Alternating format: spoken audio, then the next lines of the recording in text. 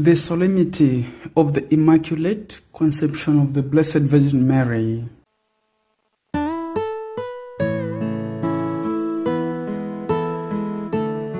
According to the doctrine of the Roman Catholic Church, Mary, the Mother of Jesus, was preserved from the effects of original sin from the moment of her conception. Mary's privilege, thus, was the result of God's grace and not of any intrinsic merit on her part. Pius IX gave it the status of dogma in the Papal Bull Ineffabilis Deus. The decree was promulgated on December 8, 1854, the date of the annual Solemnity of the Immaculate Conception.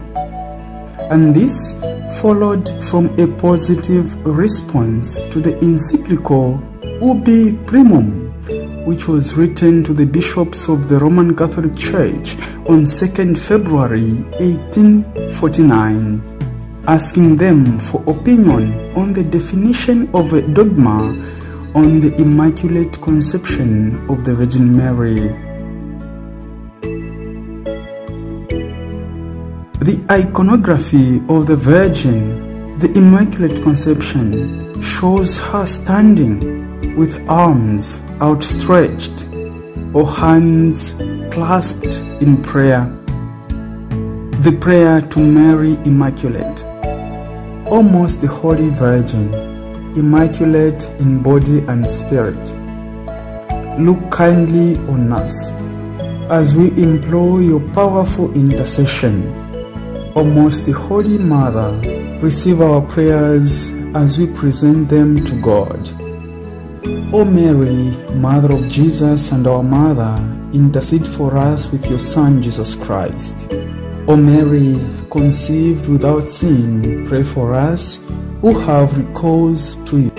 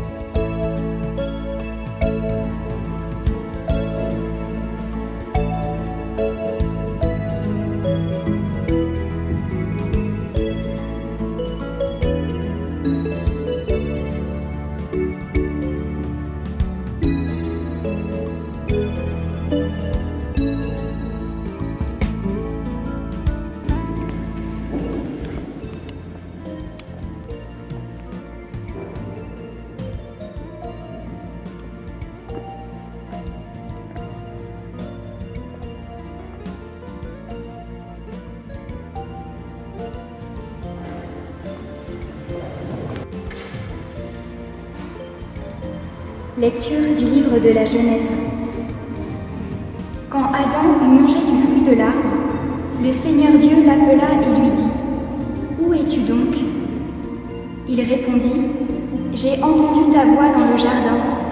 J'ai pris peur parce que je suis nu, et je me suis caché. » Le Seigneur reprit : « Qui donc t'a dit que tu étais nu ? Aurais-tu mangé de l'arbre dont je t'avais interdit de manger ? » L'homme répondit : « La femme que tu m'as donnée, c'est elle qui m'a donné du fruit de l'arbre, et j'en ai mangé. » Le Seigneur Dieu dit à la femme : « Qu'as-tu fait là ?» La femme répondit : « Le serpent m'a trompée, et j'ai mangé. » Alors le Seigneur Dieu dit au serpent : « Parce que tu as fait cela, tu seras maudit parmi tous les animaux et toutes les bêtes des champs. Tu ramperas sur le ventre et tu mangeras de la poussière tous les jours de ta vie. Je mettrai une hostilité entre toi et la femme, entre ta descendance et sa descendance. Celle-ci te meurtrira la tête, et toi, tu lui meurtriras le talon. » L'homme appela sa femme Ève, c'est-à-dire la vivante, parce qu'elle fut la mère de tous les vivants. Parole du Seigneur.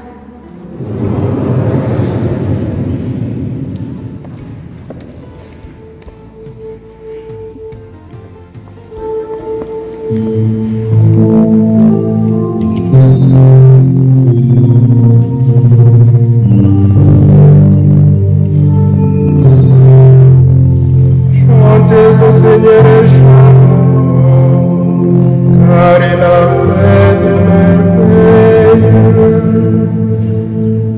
Chantez au Seigneur est charmant, car il a fait des merveilles.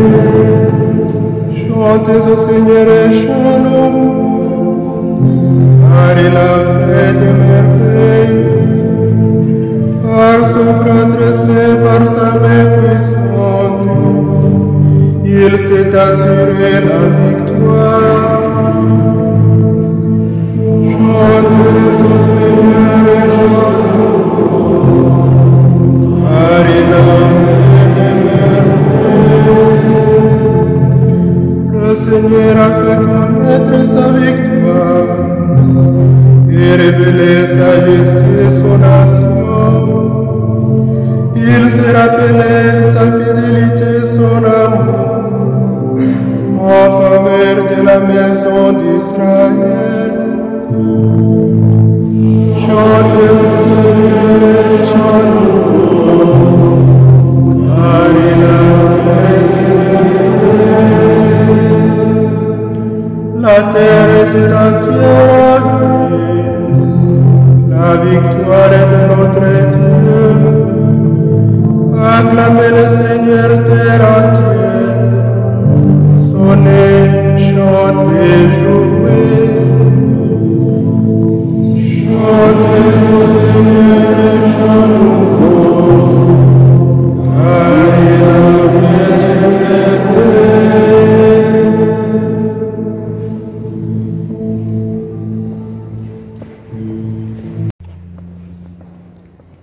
Lecture de la lettre de saint Paul apôtre aux Éphésiens. Béni soit Dieu, le Père de notre Seigneur Jésus-Christ. Il nous a bénis et comblés des bénédictions de l'Esprit au ciel dans le Christ. Il nous a choisis dans le Christ avant la fondation du monde, pour que nous soyons saints, immaculés devant lui dans l'amour. Il nous a prédestinés à être pour lui des fils adoptifs par Jésus le Christ. Ainsi il a voulu sa bonté à la louange de gloire de sa grâce, la grâce qu'il nous donne dans le Fils bien-aimé. En lui, nous sommes devenus le domaine particulier de Dieu. Nous y avons été prédestinés selon le projet de celui qui réalise tout ce qu'il a décidé. Il a voulu que nous vivions à la louange de sa gloire, nous qui avons d'avance espéré dans le Christ. Parole du Seigneur.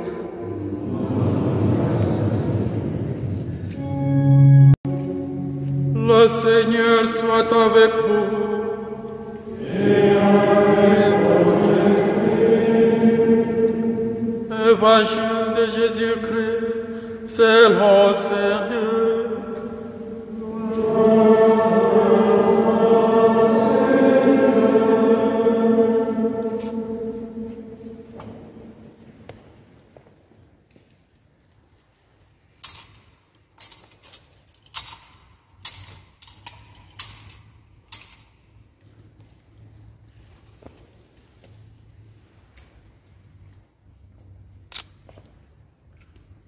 En ces temps-là, l'ange Gabriel fut envoyé par Dieu dans une ville de Galilée appelée Nazareth à une jeune fille vierge, accordée en mariage à un homme de la maison de David appelé Joseph. Et le nom de la jeune fille était Marie. L'ange entra chez elle et dit: Je te salue, comblée de grâce, le Seigneur est avec toi. À cette parole, elle fut toute bouleversée et elle se demandait ce qui pouvait signifier cette salutation. L'ange lui dit alors: Sois sans crainte, Marie, car tu as trouvé grâce auprès de Dieu. Voici que tu vas concevoir un enfant, un fils. Tu lui donneras le nom de Jésus. Il sera grand. Il sera appelé Fils du Très-Haut.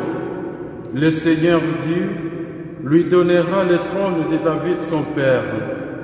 Il régnera pour toujours sur la maison de Jacob. Et son règne n'aura pas de fin. Marie dit à l'ange, « Comment cela va-t-il se faire, puisque je ne connais pas d'homme ?» L'ange lui répondit, « L'Esprit Saint viendra sur toi, et la puissance du Très-Haut te prendra sous son ombre. C'est pourquoi celui qui va naître sera saint. Il sera appelé Fils de Dieu. Or, voici que, dans sa vieillesse, Élisabeth, ta parente, a conçu elle aussi un fils. Elle était à son 6e mois, alors qu'on l'appelait la femme stérile, car rien n'est impossible à Dieu. Marie dit alors, « Voici la servante du Seigneur, que tu m'adviennes selon ta parole. » Alors l'ange la quitta. Acclamons la parole de Dieu. Louange